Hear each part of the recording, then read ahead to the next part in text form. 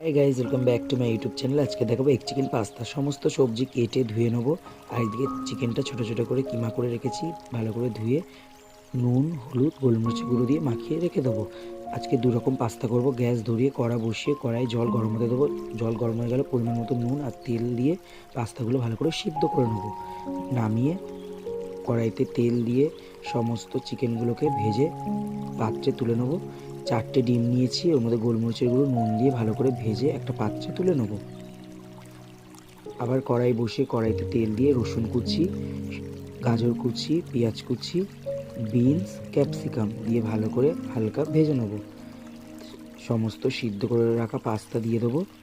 Pasta মশলা, গোলমরিচের গুঁড়ো, নুন, হলুদ গুঁড়ো দিয়ে ভালো করে নাড়িয়ে নেব। তারপরে চিকেন, ডিমটা দিয়ে নামিয়ে নিলেই রেডি আমার এগ চিকেন পাস্তা। আমার ভিডিও যদি ভালো লেগে থাকে লাইক, কমেন্ট, শেয়ার করে দিও। চ্যানেলটা সবাই সাবস্ক্রাইব করে দিও নিত্য নতুন